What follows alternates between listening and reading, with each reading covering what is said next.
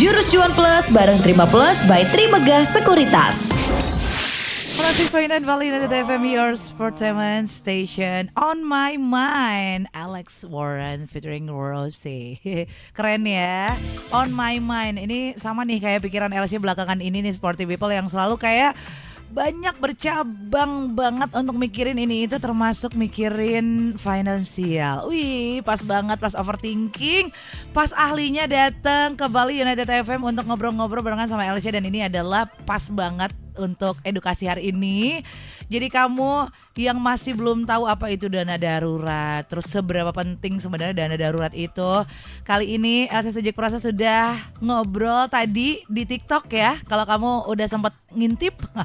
Dan kali ini ada di depan Elsa Akang Miftahuddin Zin, biasa disapa Akang Zin. Selamat pagi. Halo, selamat pagi Mbak Elsa. Waduh, berjumpa lagi kita. Berjumpa lagi, bajunya sangat Akang sekali. Aduh, seger kan, biar fresh. Biar fresh ya. Jadi yang belum tahu, kita ini akan membahas sesuatu yang penting banget. Ini sangat-sangat penting ya, bukan cuman buat kaum milenial seperti saya, tapi buat Gen Z dan lain-lain pun sangat penting, karena kita harus belajar ini dari awal ya.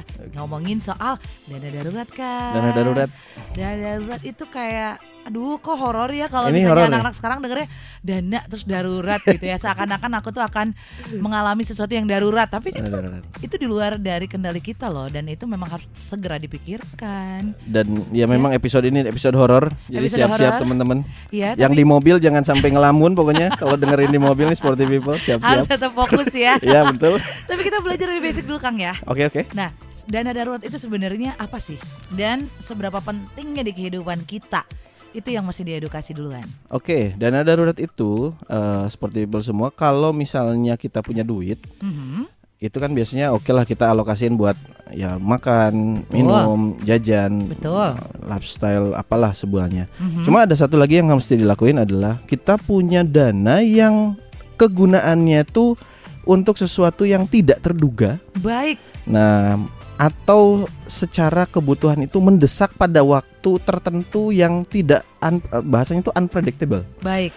Nah, ini dana darurat. Dana darurat ini juga memang salah satu contohnya ya. Kita obrolin contohnya nih biar sporty people pada ada bayangan.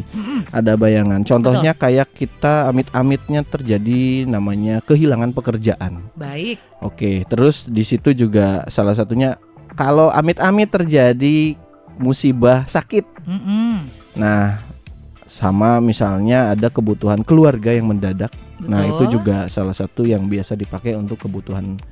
Ada yang lebih simpel lagi. Kita main ke pantai, HP-nya jatuh ke air. Waduh. Harus diservis misalnya tuh, itu urgent. Iya. Ya, kalau ada dana darurat tinggal gesek aja ambil gitu kan. Kalau enggak tuh HP tuh gak bisa dipakai, kita lost komunikasi, gak ada apa-apa. Nah, itu dana darurat. Dana yang tidak seharusnya kita pakai kalau gak ada urgensinya gitu. Betul, dan harus disisihkan dari dana bulanan setiap kita. Bulan, betul. Yes. Baik. Itu ya. Jadi kalau misalnya seandainya memang punya dana darurat, tiba-tiba handphone rusak tiba-tiba, itu kita pakai dana itu, bukan pakai dana dapur gitu ya misalnya ya. Betul. Atau dana yang lebih penting lainnya. Tapi ada yang salah tadi. Ini harus aku note. Apa tuh? Ngumpulin dana darurat, ternyata buat beli HP tanpa HP-nya rusak atau terjadi apa-apa. Wah, ini menabung memang khusus buat beli HP gitu ya. Bukan kesana arahnya. Bukan kesana. Ya. Ini kalau kejadian amit-amit jatuh atau rusak, LCD rusak kan bayarnya mahal tuh. Ya udah, itu pakai dana darurat. Buat urgensi ya, bukan buat keinginan. Nah, itu dia.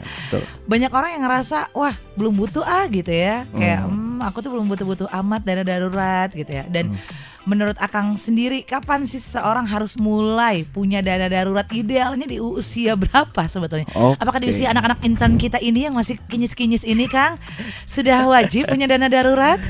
Oke, dana darurat itu sedapatnya dapat duit. Anak saya kalau misalnya dia dikasih duit, dia harus ngumpulin dana darurat. Wow, di usianya yang masih belia. Di usianya yang masih belia, belum SD juga ya, udah tak suruh untuk dia nyisihin. Makanya konsep menabung zaman dulu yang pakai celengan itu tuh sebenarnya tuh oke.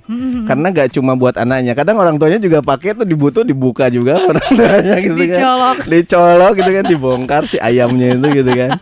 Nah, jadi kalau misalnya dikatakan kapan kita butuh dana darurat untuk dikumpulkan, itu seharusnya dari sejak dini sekarang. Wow, baik. Nah, kembali lagi ke konsep tadi, dana darurat itu tidak dipakai pas kita lagi baik-baik saja. Justru ya, jangan ya. Betul, karena sebenarnya gini, saya tuh bukan pro terhadap bahasanya ayo invest, ayo nabung.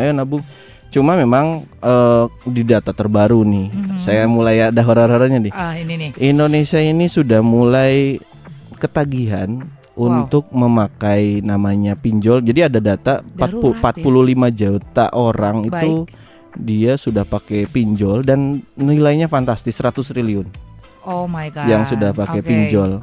Artinya apa? Jadi kalau misalnya saya nggak perlu dana darurat, kalau ada terjadi apa-apa ya udahlah saya pakai pinjol aja. Nah, itu jadi kayak semacam termindset juga kadang seperti itu di pikiran kita.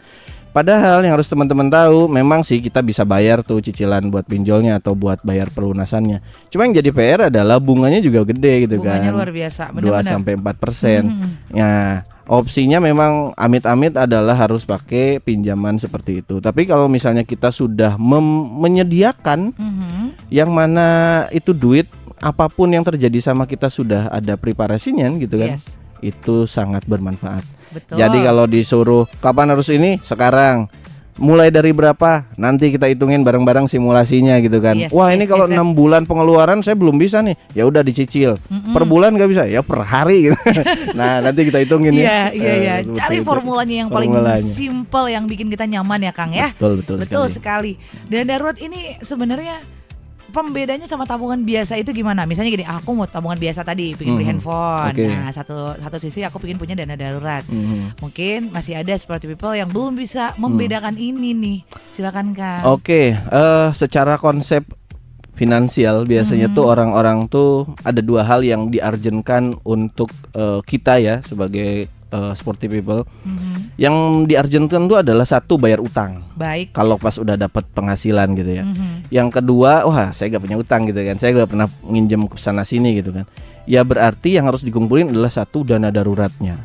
Dana darurat ini sifatnya adalah kita kumpulkan senilai poin tertentu atau senilai nominal tertentu. Terus kita lock, terus kita gembok tuh duit, gak usah diapa-apain. Tapi gemboknya harus ada kuncinya. Artinya gini, kalau pas lagi kita butuh gitu, waduh ini gak bisa dicairin lagi gitu kan. Jangan sampai deposito juga.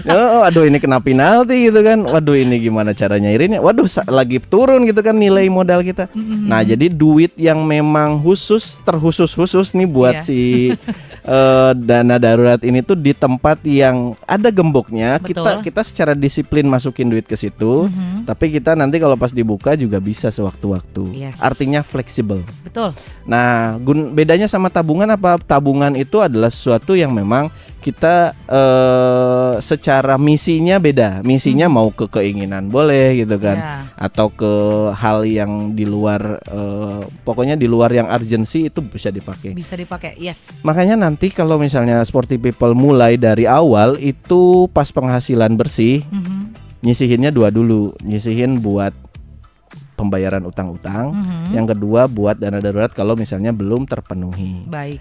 Itu baru deh silahkan lifestyle-nya dipenuhi teman-teman semua. Iya, biar tetap happy ya. Tetap happy dong. Ingat jangan ketukar. Jadi semuanya kewajibannya dulu beresin. Betul. Beres itu baru ya. Kalau boleh jujur, kesalahan paling umum soal dana darurat itu biasanya apa? Kegoda. Ini kegoda juga bisa nih.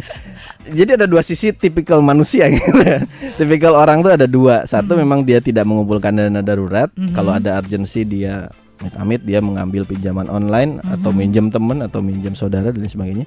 Yang mana ini merepotkan orang. Betul. Yang kedua adalah dia punya dana darurat dan dia tergoda untuk sesuatu yang sifatnya tuh bukan urgensi atau tapi lebih ke konsumtif misalnya. Iya, ada 17 juta nih gitu kan. Bisa lah buat iPhone lah gitu kan.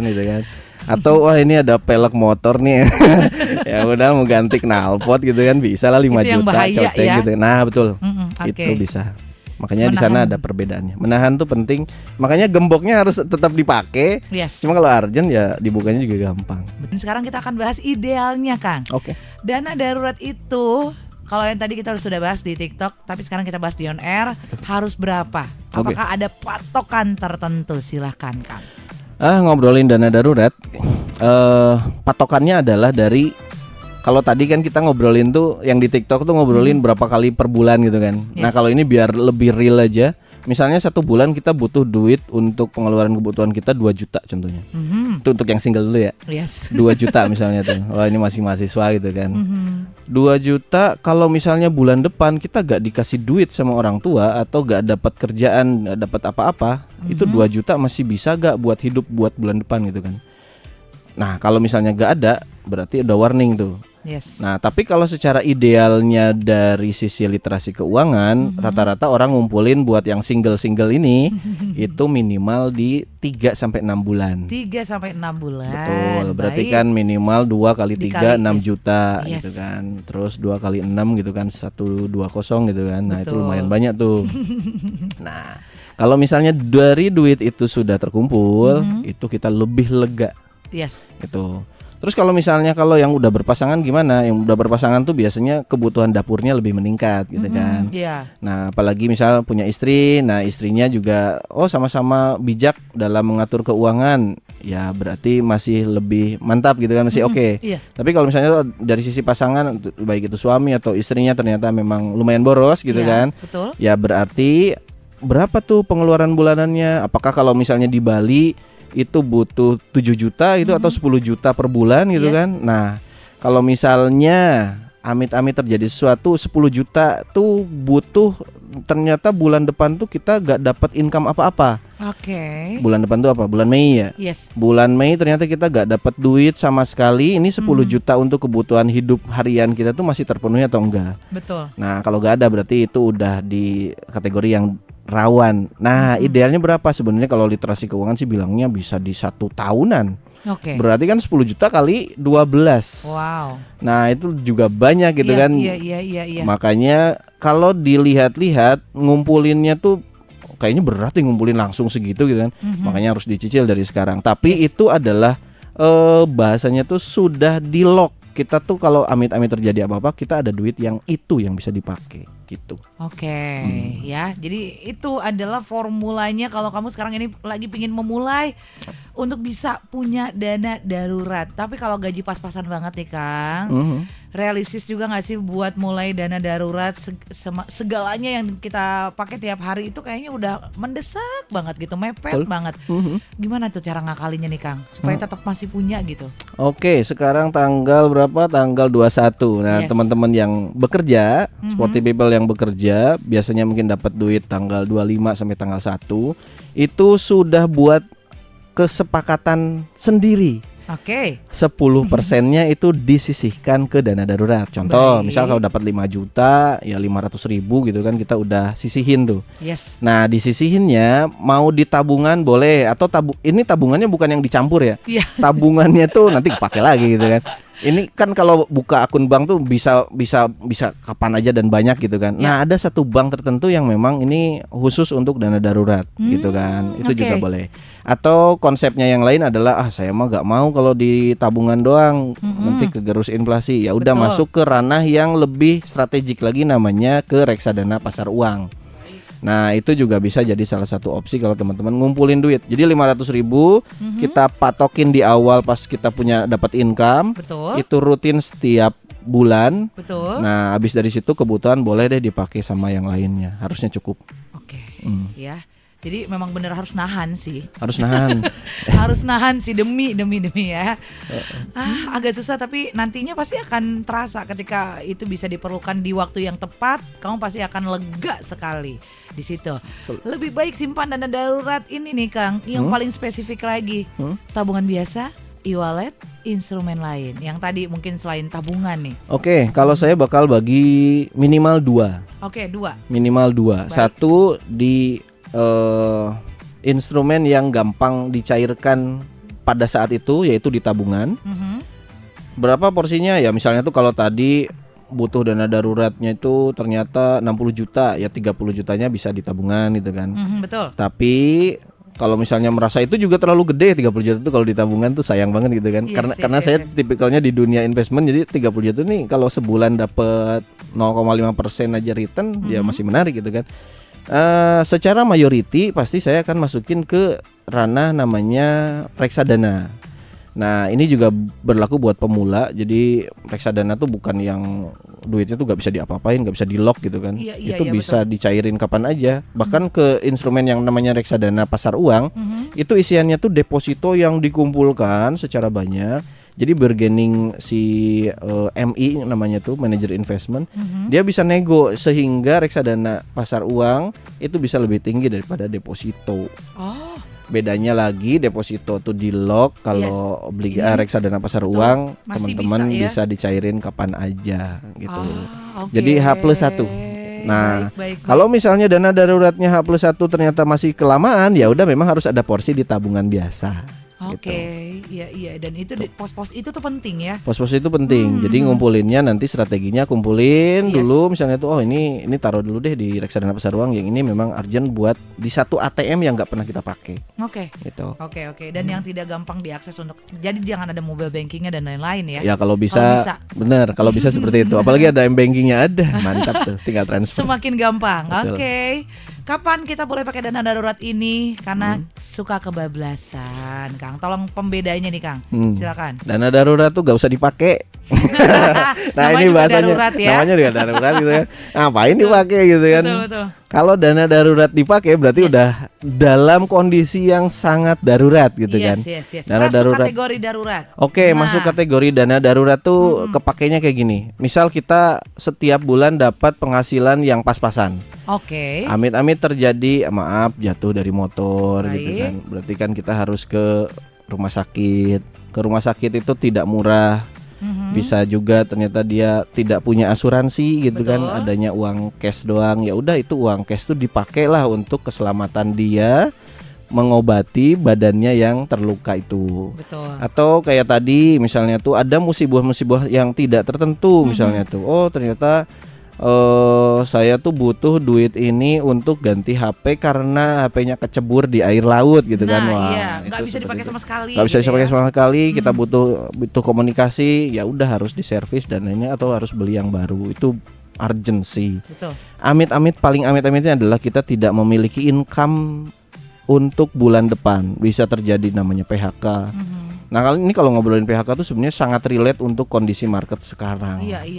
Karena ada efek perang, efek minyaknya naik, kebutuhan pokok naik, daya beli menurun, sehingga perusahaan yang biasanya produktif mendapatkan general income dari konsumsi masyarakat menurun. Sehingga dia harus memangkas karyawan karena daya beli telah menurun, sehingga banyak PHK. Nah PHK inilah yang amit-amit kita tidak punya dana darurat, kita tidak bisa survive, yang akhirnya jadinya ke pinjol. Kalau pinjol ternyata bakal ngejelekin kita di kredit nanti ke depannya. Dan bunga juga terus ngegulung, sehingga kita agak krisis dan mistressnya tuh di situ. Jadi ujung-ujungnya tuh kesana. Ini jadi cerita horor sebenarnya tuh. Jangan dibayangin, tapi ini harus jadi urgency bahwa kita tuh harus punya dana darurat gitu kan. Horor di awal untuk kebahagiaan dan ketenangan di akhir. Baik. Betul. Cara untuk konsisten bangun dana darurat, Kang, tanpa ngerasa berat banget di awal. Silakan tipsnya. Oke, lanjut, ini obrolannya sama kayak di TikTok sebenarnya tuh tadi. Jadi kalau secara nabung nih supaya lebih konsisten, ada dua cara. Nah, cara di awal kita udah nyisihin. Atau cara kedua dengan cara lebih menyakitkan. Jadi kita harus punya akuarium money. Wow, akuarium uang. Ingat akuarium money ya. Akuarium uang. Jadi kan sporty people kan biasanya ada kolam ikan, atau enggak beli aja kolam ikan 25 ribuan gitu kan. Tapi jangan diisi ikan, diisi duit. Tuh, diisi duit. Nah, duitnya yang berapa? Ternyata kita itu sering nemuin duit di kantong celana tuh 10 ribuan. Ya udah, itu masukin aja tuh ke akuarium. Setiap ketemu duit itu dimasukin ke akuarium, tiap bulan dihitung. Kalau misalnya sudah sesuai dengan target dana darurat kita, baru itu dipindahkan. Nah, itu dia. Jadi supaya apa ya? Supaya disiplin kita tuh muncul dulu.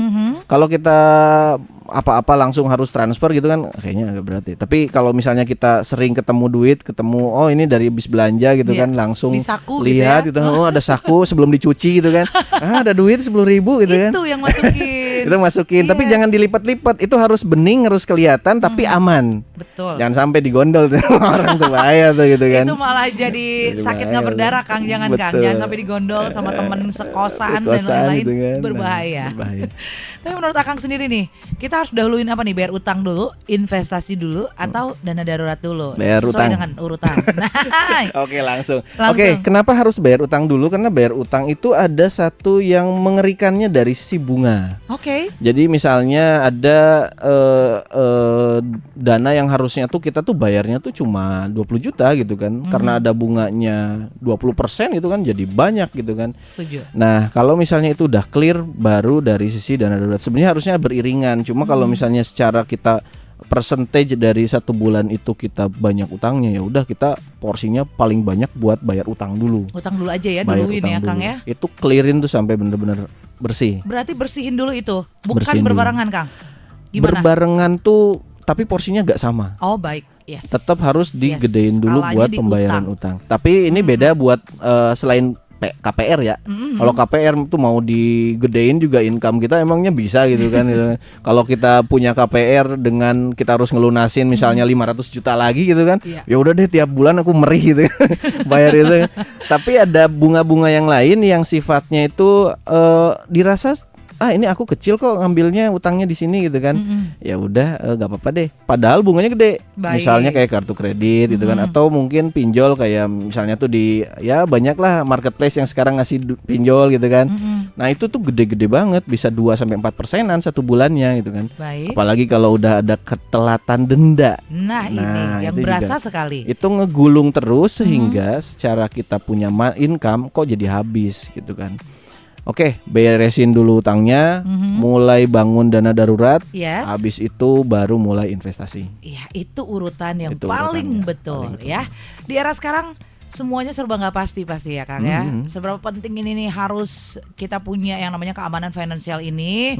Dan apa sih resikonya kalau memang kita nggak punya sama sekali dana darurat biar makin melek nih sporty people nih. Oke, nggak makan. Gak hidup. Wah langsung aja to the point itu kan. Langsung to the point dan jelek gitu kan. Jadi data di Indonesia ini teman-teman semua ini juga bukan cuma harus ngumpulin dana darurat tapi mengumpulkan income sebanyak-banyaknya. Karena di Indonesia ini secara kita punya kemampuan income itu masih rendah dibandingkan biaya-biaya hidup yang harus kita jalani setiap hari.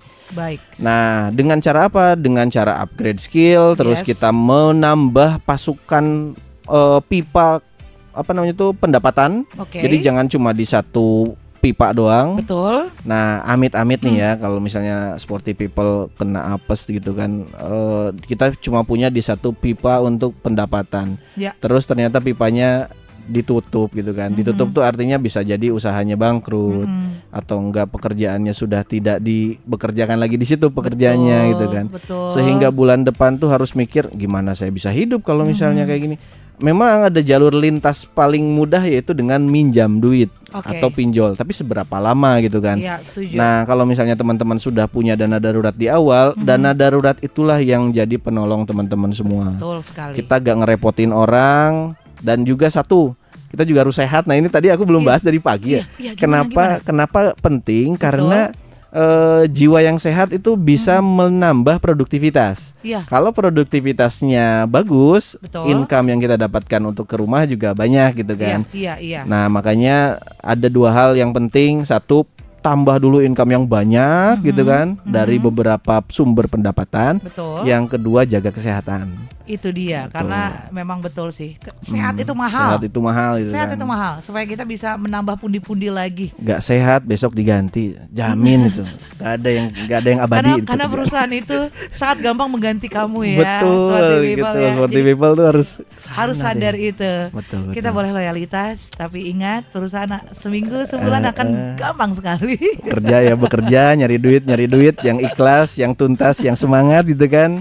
Tapi tetap jaga kesehatan. Iya, itu yang paling utama. Oke. Last but not least, akan buat yang belum mulai sama sekali, step paling simpel yang bisa langsung dilakukan hari ini juga? Silakan. Oke, hari ini nyarilah duit yang menurut kalian itu duitnya tuh sering kalian temuin.